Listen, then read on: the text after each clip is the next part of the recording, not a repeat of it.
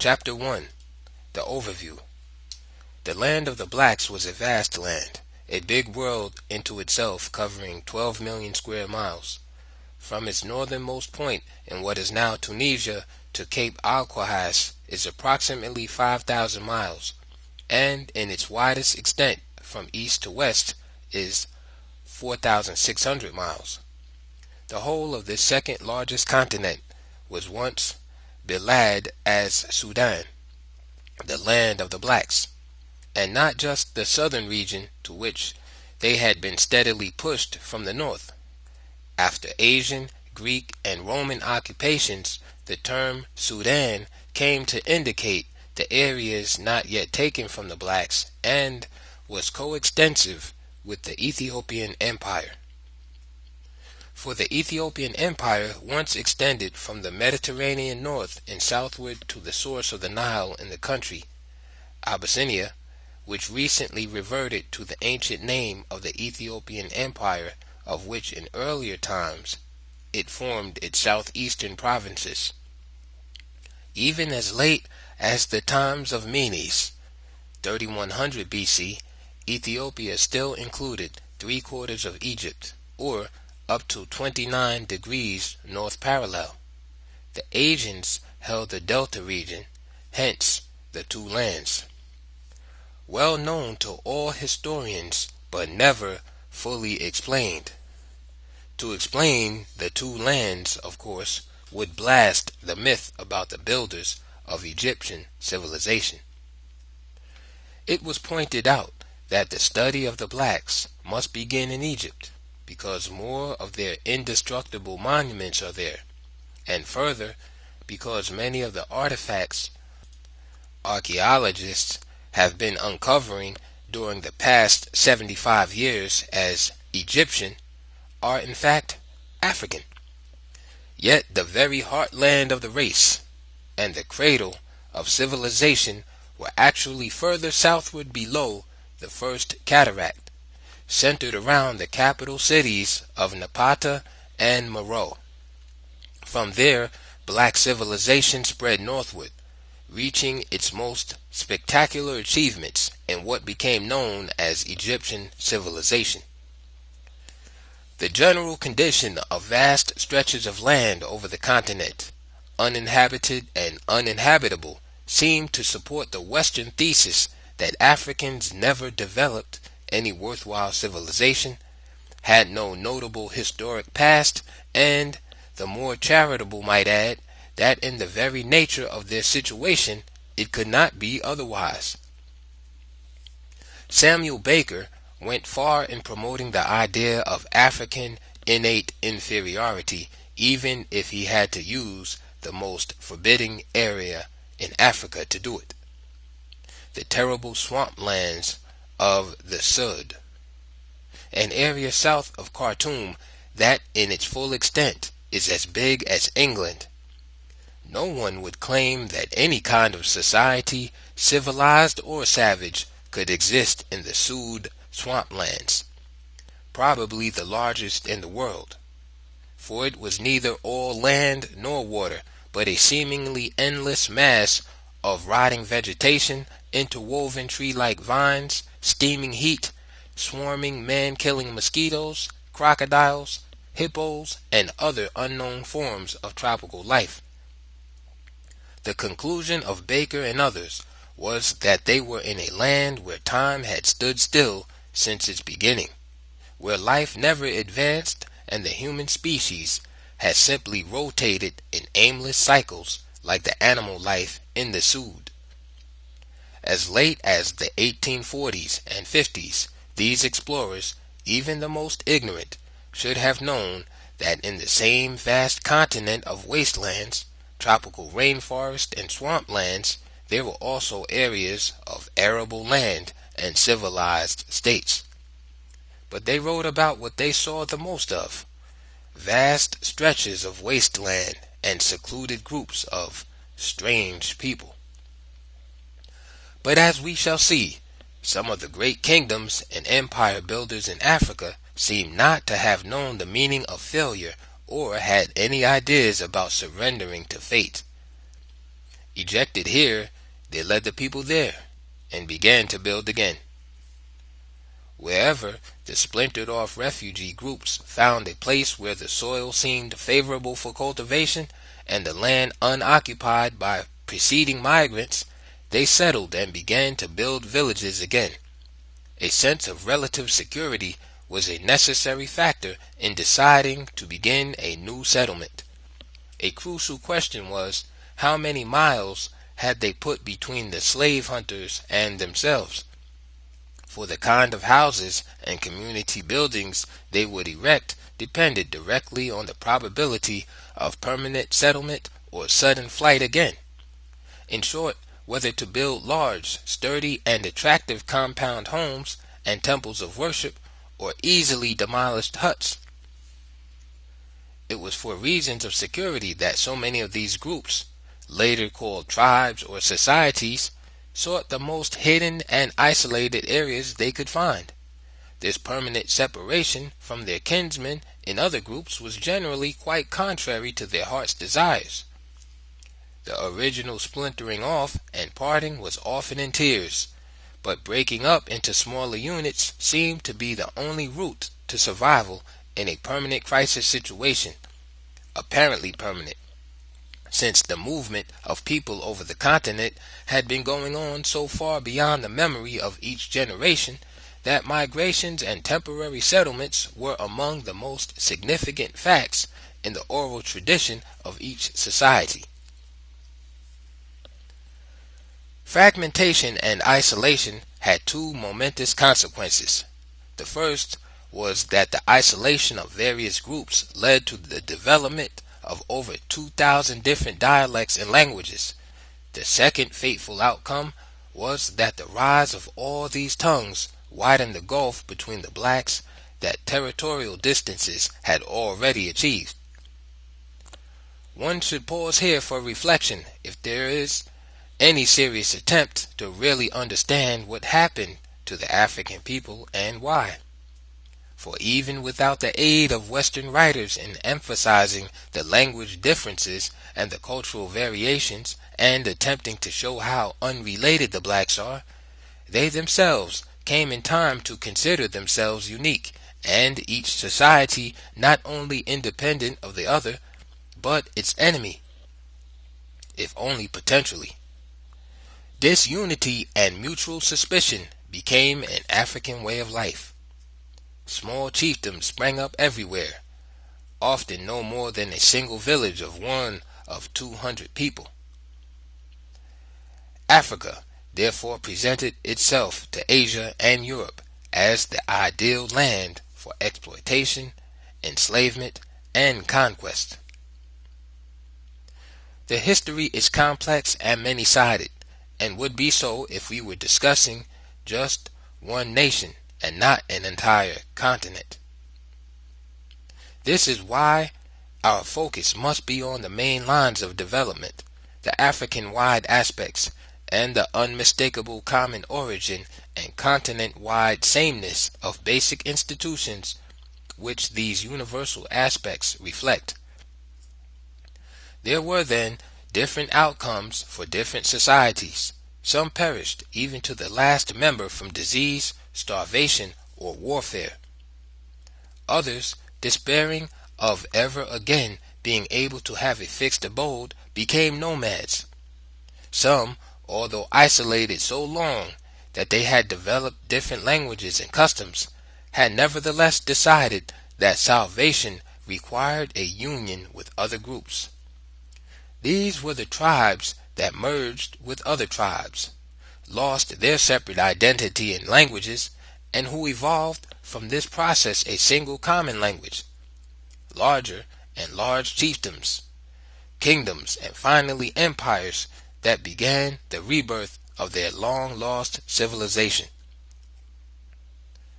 The fiercest wars between the blacks occurred in the founding and expansion of new kingdoms and empires. For a while the core groups were voluntary confederations, expansions of empire required the conquest of neighboring states, usually small, independent chiefdoms that preferred to maintain their absolute sovereignty. The repercussions from this forced unity by conquest were to shake the continent from end to end centuries later when European political rule ended.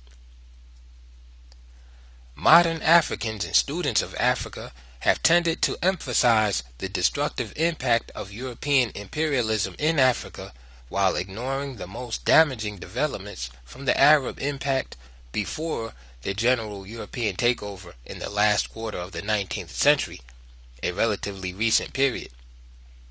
This point is important.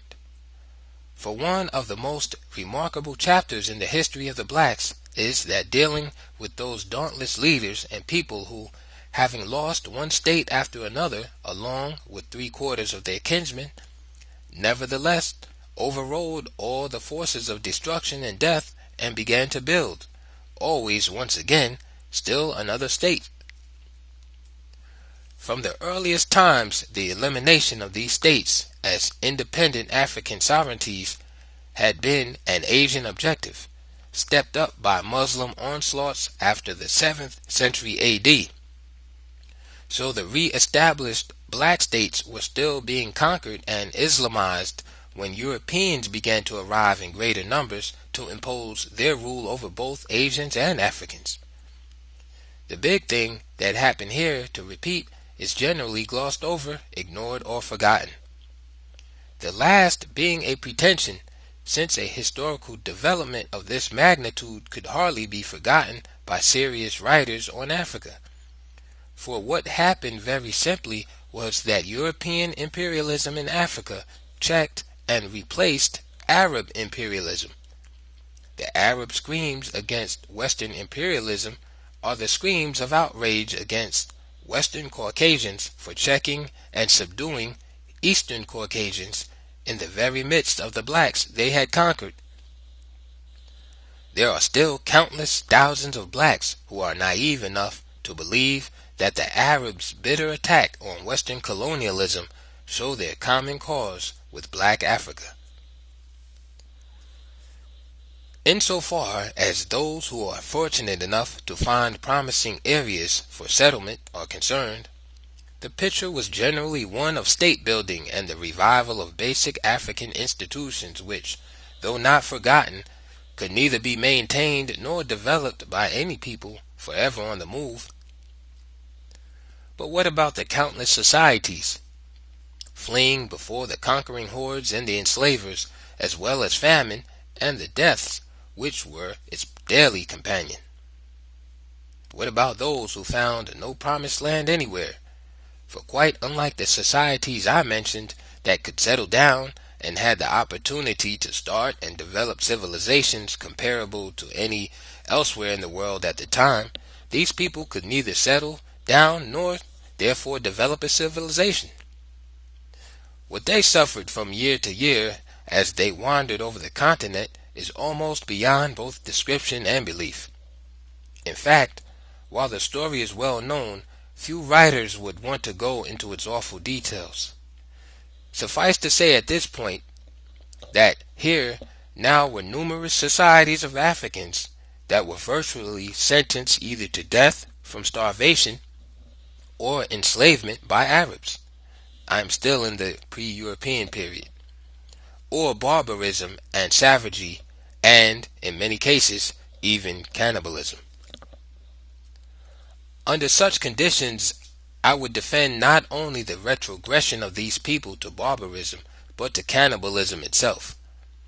The defense of the latter is easy, since it has been well established that other supposedly highly civilized men will revert to savagery and cannibalism under prolonged conditions of extreme hunger and thirst, when survival itself is the only question that dominates the hunger-crazed mind.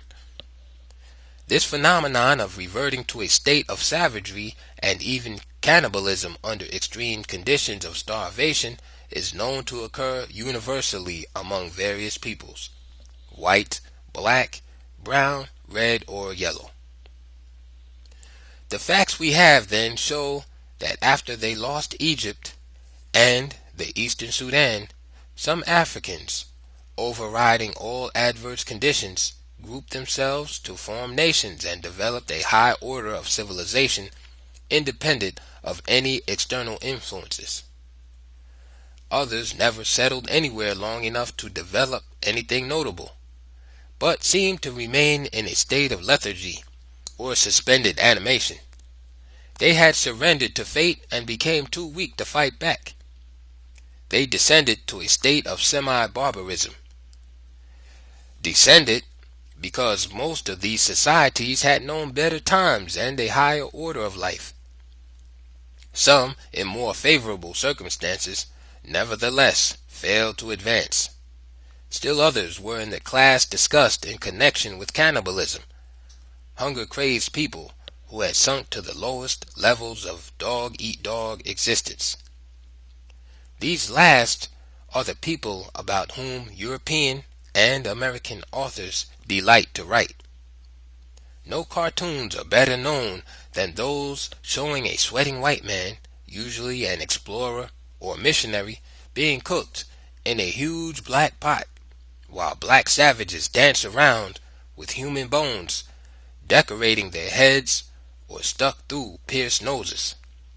The idea these experts on Africa have been planting in the minds of the peoples of the world, and are still actively planting, is that this is Africa, and these are the savages who are now clamoring for independence. Nature joins the attack. The question of physiography, vegetation, climate, water, and soil are all more crucial in the history of the blacks than they are in the case of any other people. For here a whole continent is involved, and on that continent a people who in one period of time were among the foremost people on earth, and in a latter period the farthest behind. Nature itself set an environmental stage in a manner and under conditions which appear to have been designed to test to the utmost one race's moral, intellectual, and physical powers to override all obstacles to survival. The slow but relentlessly steady withdrawal of inhabitable land over the centuries eventually left Africa a land of desolation, a wasteland, the greater part of which was desert and treeless grassland, with only a fractional part, about 10%, with the much needed forest and thickets. Even the continental land configuration was against its native inhabitants. Like a vast inclined plane, the highlands, beginning in Central Africa at 3,000 feet above sea level, rose southward to higher and higher levels, reaching the highest level of 15,000 feet in the southeastern provinces of the ancient Ethiopian Empire. This caused Africa to slope northward, and its principal rivers, the Nile in particular, to flow in the same direction. This single circumstance caused the blacks to lose the very earliest centers of their civilization and the heartland of the race, Egypt, and the southern area that was later called the Sudan, or Land of the Blacks, just as though Egypt itself was not also formerly the land of the blacks. For the greatest of their rivers, the Nile, still played another tragic joke on its people. This river, the longest in the world, flows 4,127 miles across Africa from Lake Nyanza to the Mediterranean. Yet, not until it reaches Aswan and begins its last stretch of 750 miles to the sea does it overflow to further enrich 13,500 square miles of already fertile soil in Egypt. For its 3,377 miles through the heart of black Africa, the Nile sank as it cut deep canyons in its soft, limestone floor, leaving cliffs at places from a few hundred to 1,000 feet high.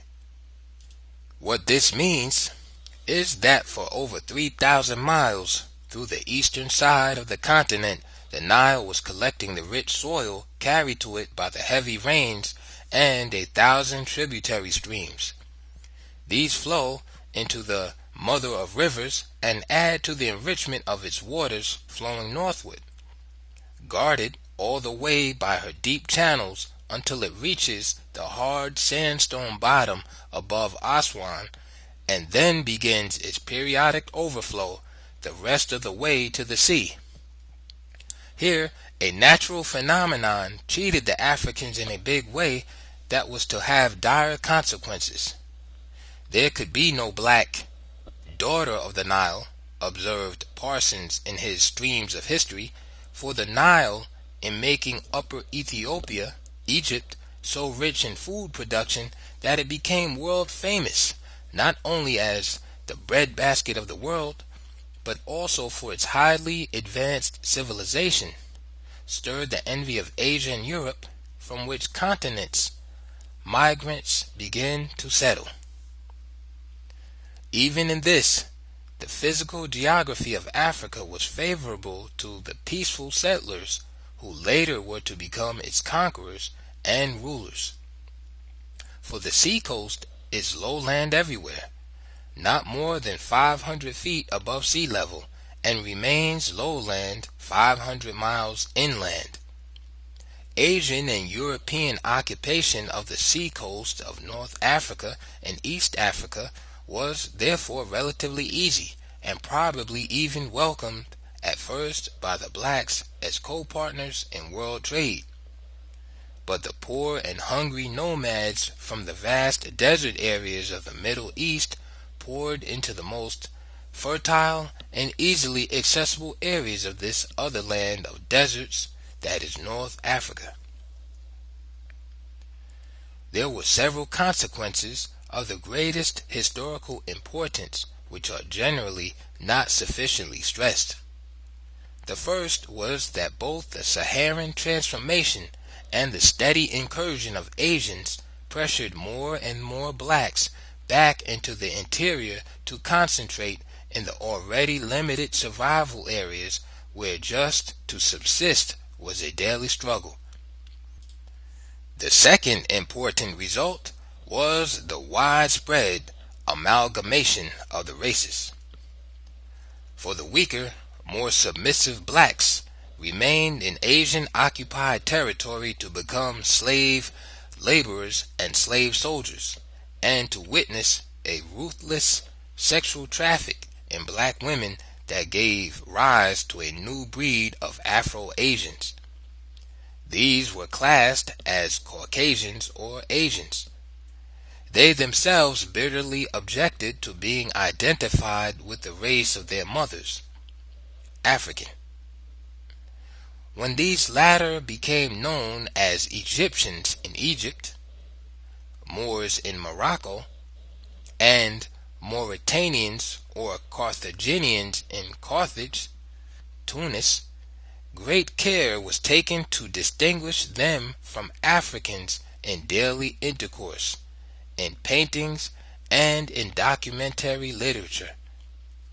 This new breed, half African, was to join with their Asian fathers and forefathers in the wars and enslaving raids against the blacks that went on century after century until all North Africa was eventually taken. Still, another fateful geographical factor that favored the invaders has been implied or partly stated in the foregoing observations. Aside from the easy occupation of the lowlands of the seacoast and the gradual taking over of the rich lands of the Nile Valley and its ancient civilization, both Asians and Europeans found the highlands of southern and eastern Africa more pleasant and healthy for Caucasian settlement.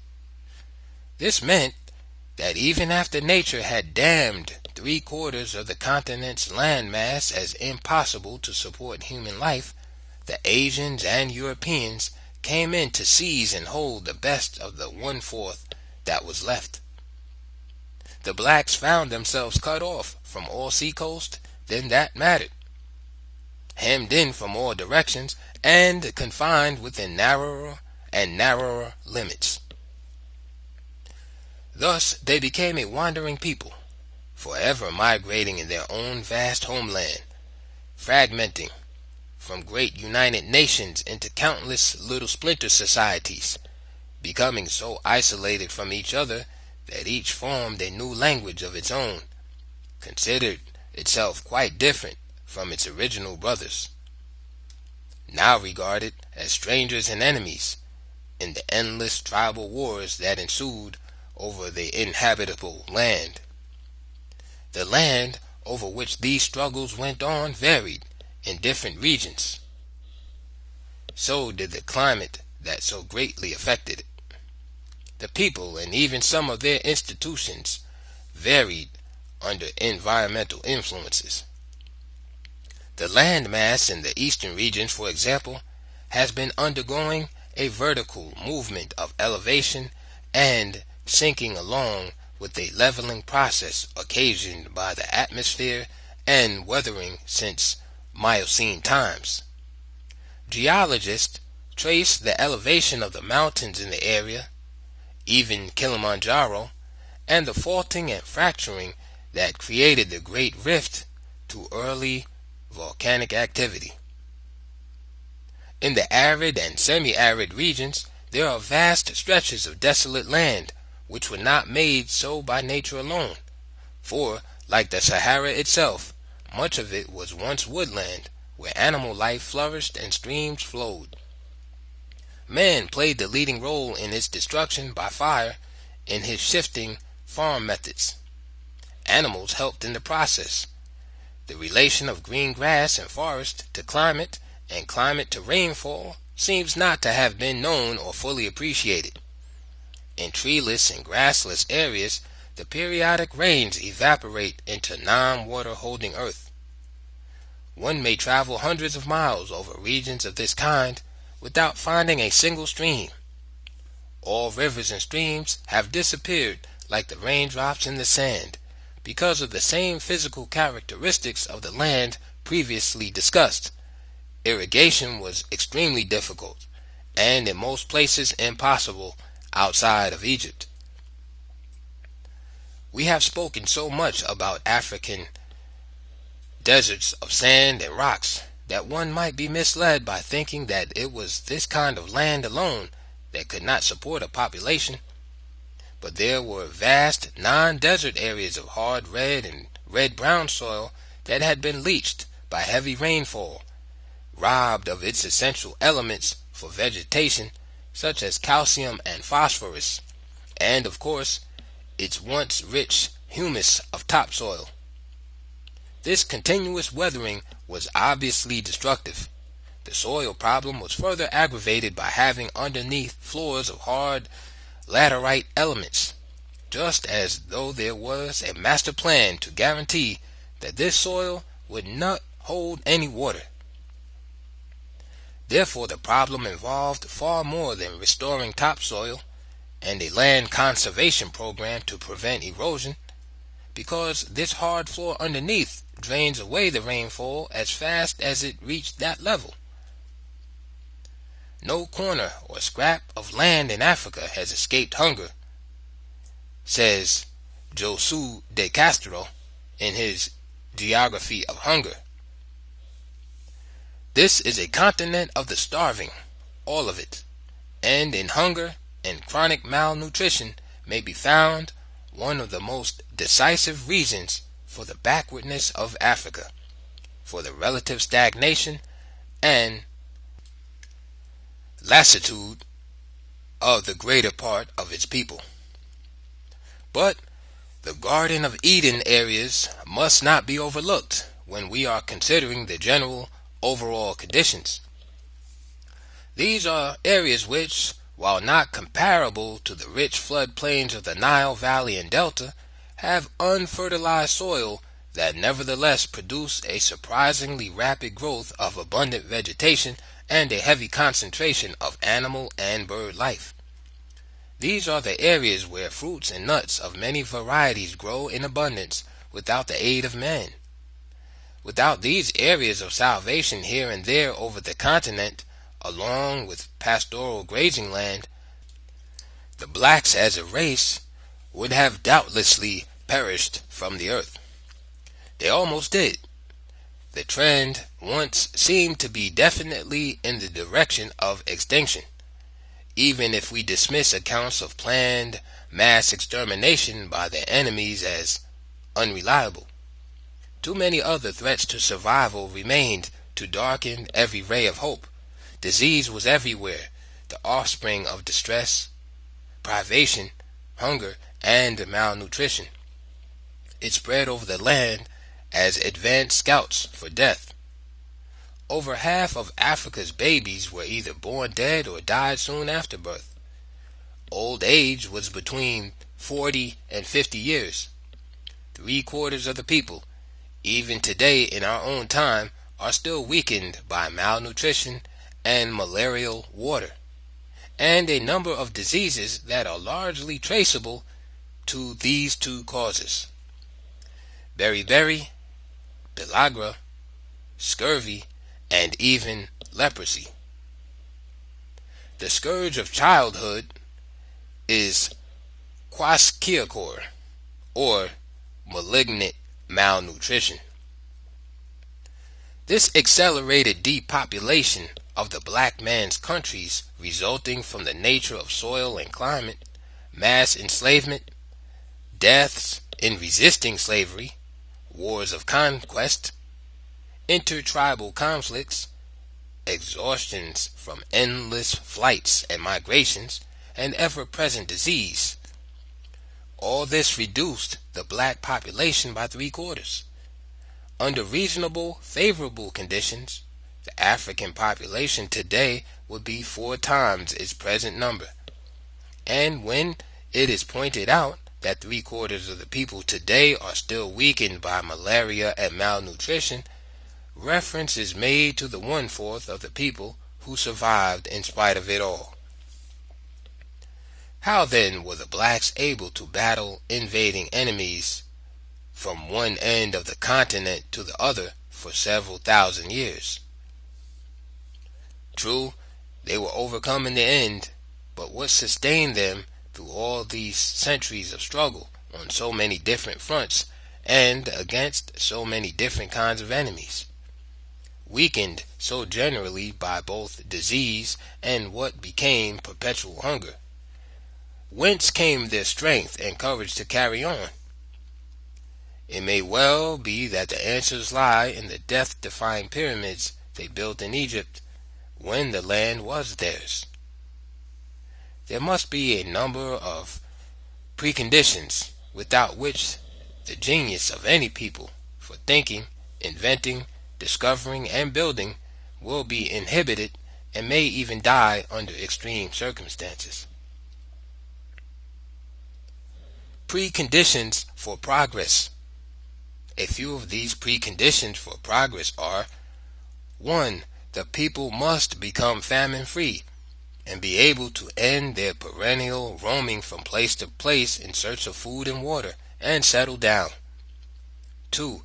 Having found suitable territory, the leaders must proceed through negotiations with other neighboring societies and fragmented groups to nation building. 3. There must be developed, and this is a crucial precondition, a sense of national community among the various language groups that make up the country. This is so important that it cannot be left to wishful thinking or chance. It must be programmed in such a way that a sense of loyalty and of being an important part of a great united brotherhood, which is the nation itself, will develop naturally. 4. A strong army for defense. 5. The reign of law and justice, applying equally to all classes in the society. The people must feel absolutely secure as individuals, and that in their country there is equal justice for all. In short, certain conditions in a country can bring about that internal peace, stability, and confidence which unshackle the mind. There is now time to think. No more trekking with bleeding feet for hundreds of miles across rocky deserts. No more seeing your kinsmen fall out and welcome death along the way. A home at last, better farms, plenty of food, and now time to think.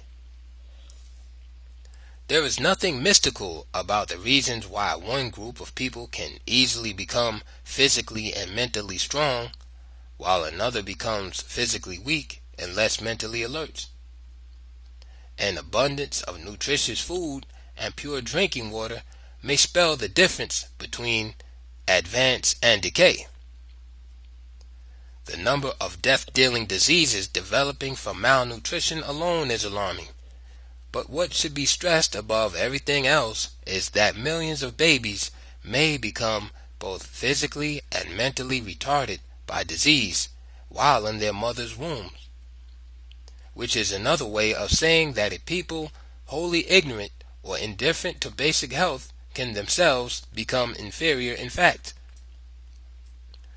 But even this central fact, when fully realized, will still remain in the field of mere discussion until blacks everywhere begin mass organization for mass education of the masses. The system is so structured worldwide that blacks are forced into conditions that can lead to inferiority even genetically. There must be a breakthrough or gradual extinction. This is the final precondition for survival and advancement. Your attention is called again to the map of Africa, for it is very significant where the earliest invaders entered and permanently settled. They took over their areas of trade and easy contacts with their homeland and the other nations of the world, a point that simply cannot be overstressed in considering the plight of the African people. In the north, they settled around the Mediterranean, thereby maintaining contact with Europe and Asia. In the northeast, east, and south, they settled along the Red Sea and the Indian Ocean, thereby keeping in touch with their homeland and the trade with countries farther away. Black Africa was thus hemmed in and effectively cut off commercially and otherwise from the rest of the world. The techniques of penetration and dominance were varied. Some came as peaceful traders, and doubtless trade was all that was intended by many. Africans were always eager traders. The main attraction of foreign traders was that they brought in many new kinds of commodities. These traders had little or no trouble in gaining coastal footholds as trading posts. The land was not sold, but leased. However, the blacks had what the world wanted most: gold, diamonds, ivory, copper, iron ore, and themselves. The trading posts soon became strong fortifications around which villages and towns sprang up as settlers from Asia poured in and armed forces became organized. The Africans watched these developments with increasing apprehension, for the traders were often armed with superior and different types of weapons of war and spent much time in training recruits, including Africans. Indeed, in some areas a definite pattern emerged: an all-African army under Asian officers, a pattern to be followed later by the Europeans. This was easy enough for the Arabs. They owned the captured Africans who made up their fighting forces. The Africans could blame only themselves for this. Here, as in certain other things, they were still engaged in practices which, while once universal, had long since been dying out or generally abandoned by the rest of the world. This one was the enslavement of captured prisoners of war. When African chiefs and kings began to sell these to slave-hungry Arabs, they set in motion a chain of events that was to undermine the civilizations of the most advanced societies on the continent, further checking their progress and degrading their whole race for another 2,000 years. When the sale of their fellows became the chief source of wealth, African leaders became increasingly estranged from the finest thing in African life, the sense of community and of kinship with all who would be friends.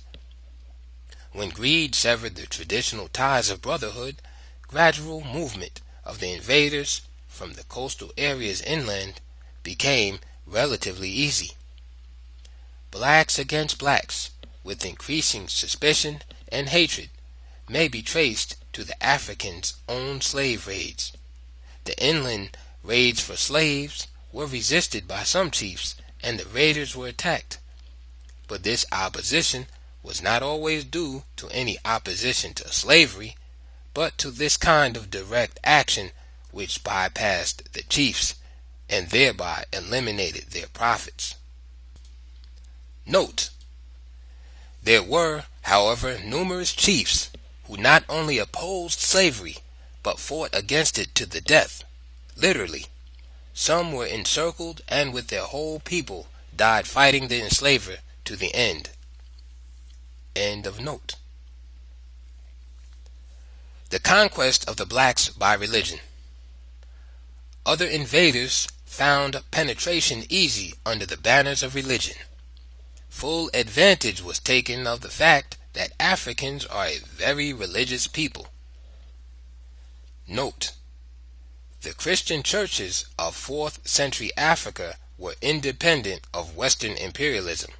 They therefore could not be used as basis. End of note. First came the crescent flag of the Prophet. The Islamic advance was three-pronged: proselytizing missions claiming one brotherhood, widespread intermarriages and concubinage with African women due to Muslim system of polygamy, and forceful conversions at sword point. The cross of Jesus Christ followed the Muslim crescent. The cloak of Christianity was a most convenient hiding place for those who had other designs, hence the drive to convert. Conversion here meant far more than conversion to Christianity, as in the case of Islam it meant change into the white man's image, his ideas and value system. The real object of worship turned out to be neither Jesus Christ nor his Father God, but Western man and Western civilization. Christian brotherhood? Well, yes, in principle. Or, to be practical, you blacks can have all the Christian brotherhood you desire among yourselves. Apartheid was Africa-wide under colonialism and not a peculiarity of the South African system, as so many are led to think. Note: the pattern of continent-wide segregated communities can be seen even today in independent African states. End of note. But what happened in the process of converting the blacks to Islam and Christianity was the supreme triumph of the white world over the black. Millions of Africans became non-Africans. Africans who were neither Muslims nor Christians were classed as pagans and therefore required to disavow their whole culture and to regard practically all African institutions as backward or savage. The blacks in their own right became non-persons, members of a race of nobodies, and so hopeless that self-realization as personalities, even in a subordinate status, could only be achieved by becoming Muslims or Christians. Indeed, in order to destroy completely not only their African heritage but also their very African identity psychologically, they were forced to change their names to Arabic and Christian names. Henceforth, if these black Emils, Johns, Muhammads, Samuels, and Abdullahs happen to achieve greatness in some field, the assumption would be that it was Caucasian achievement, unless a special effort was made to identify the race of the persons in question. Blacks at home in Africa and blacks scattered over the world bore the names of their enslavers and oppressors, the ultimate in self-effacement that promoted a self-hatred which made pride in race difficult. That these psychological shackles still handicap not only the rebirth of modern African states, but also blacks everywhere should be obvious to all. Finally, there were the invaders who apparently disdained the cloak of deception and came in fighting. They had no problems. They knew in advance that they would find the Africans almost everywhere unprepared to defend themselves against a well-organized, well-trained body of men, no matter how small. This situation developed as splinter, independent little states became more and more numerous.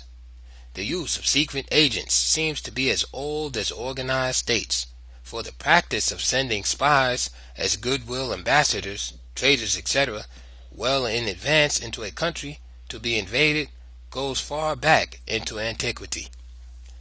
Those sent into Africa from various lands could report back that 1. The Africans were largely a peaceful people engaged in agriculture, mining trade, fishing, the arts, crafts of various kinds, and manufacturing such things as pottery, furniture, building materials, boats, weapons of war, etc. 2. That these settled states and their generally highly developed social and political systems indicate their advanced civilization. 3. But that they are ill prepared for war, except against their neighbors, who also use the kind of spears, bows, and arrows which we abandoned long since. 4. In general, they have no swiftly moving mounted soldiers. 100 of our dashing cavalrymen with firepower could put 10,000 of them to flight. 5. They are a secretive people, for while they are fully aware of the great mineral wealth of the continent, they use it in a very limited way, mainly for personal adornment, and have no desire to open up to foreigners for world commerce that would greatly benefit them. They accordingly rigidly limit their trading activities, but mainly because Asians hold all of their seacoast and have them cut off from the world and its trade. 6. Finally, the whole of Africa could, with a few exceptions, be progressively taken over simply by picking off one small state after another. For the overall pattern of the continent is one of countless small independent groups, each for itself and itself alone. There is no unity among them, even for a common defense, since it is the first duty of each chief to protect his people. All seem to be too proud to seek unity with other chiefs, thinking this might indicate a sign of weakness, and itself invite attack. Therefore, it could have been truthfully reported to either Asia or Europe any time during the last 1,000 years that the widespread segmentation and attending disunity among the Africans made them easy to conquer and dominate. Some of these 6 hypothetical items would be valid as conclusions regarding a general situation only after the widespread collapse of strong African states, when small splinter states spread over the continent like an epidemic. But, as we shall see, the united resistance of the blacks to white Asian invasions had been going on before recorded history began. And, despite all the segmentations and endless invasions from the north, south, east, and west, there were black nations that kept up the resistance of 5,000 years right down into the 20th century. We shall review some of these in chapters which follow.